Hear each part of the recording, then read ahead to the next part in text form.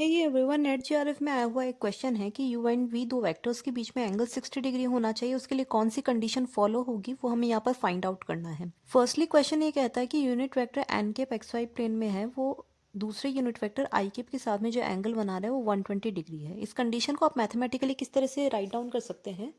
With respect to I cap का मतलब है आई केप के रिस्पेक्ट में एन केप जो है 120 डिग्री के एंगल पर है।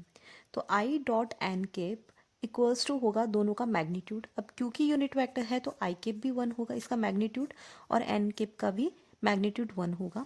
और कॉस 120 जो होता है वो माइनस हाफ होता है। कैसे? कॉस 120 को आप 180 माइनस 60 लिख सकते हैं। 180 माइनस का मतलब होगा कि ये सेकंड क्वाड्रेंट में चल जाता है, और first second third fourth quadrant की कंडीशंस होती है ऐड शुगर टू कॉफ़ी। इसका मतलब ये है कि यहाँ पर ऑल पॉजिटिव होंगे एंगल्स, और यहाँ पर जो है साइन जो है वो पॉजिटिव होता है, यहाँ पर टेन पॉजिटिव होता है थर्ड क्वाड्रेंट में, और यहाँ पर कोसाइन जो है वो पॉजिटिव होता है। दैट मीन्स साइन पॉजिटिव होता है सेकंड क्वाड्रेंट में, तो कॉस जो है हमारा नेगेटिव होगा। That means minus cos 60 degree होगा।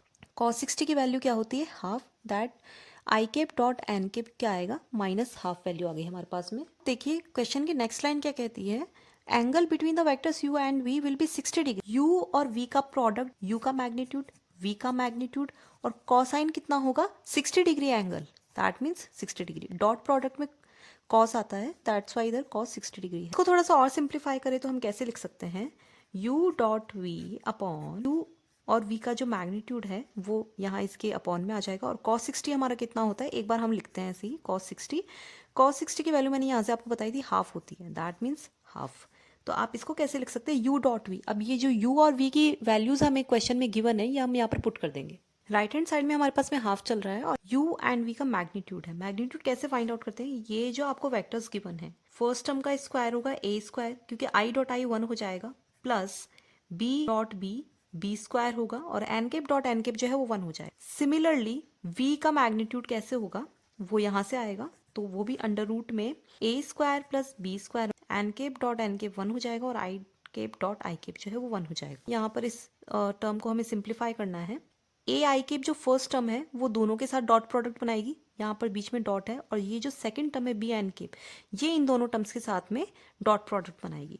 ए स्क्वायर और फर्स्ट टर्म में डॉट प्रोडक्ट कैसे बनेगा? I cap dot N cap plus first term का सेकंड के साथ में A B I cap dot I cap, next plus B N cap का फर्स्ट टर्म के साथ में, तो B A N cap dot N cap plus last term के साथ में B square N cap dot I cap. Upon में क्या होगा? अंडर रूट वाली दोनों वैल्यूज है तो रूट स्क्वायर हो जाएगा। That means A square plus B square equals to, ये टोटल वैल्यू हाफ है। सेम यूनिट वेक्टर्स के साथ में जो डॉट प्रोडक्ट होगा उसकी वैल्यू 1 होगी, N cap dot N cap भी 1 होगा। I cap dot N cap क्या होगा? Minus half. A square minus half A B plus B A plus B square. अब यहाँ पर देखिए N cap dot I cap है, I cap dot N cap minus half है, तो N cap dot I cap क्या होगा? Plus half होगा। माइनस साइन ऑपोजिट हो जाएगा, तो इसकी वैल्यू आएगी 1/2, एंड अपॉन में ए स्क्वायर प्लस बी स्क्वायर हमारे पास में एज इट इज चल रहा है इक्वल्स टू हाफ। सिंप्लीफाई करने के लिए minus A square by 2 plus 2ab plus B square by 2, ये जो A square plus B square है इसको राइट हैंड साइड में हम ले जाएंगे ऊपर।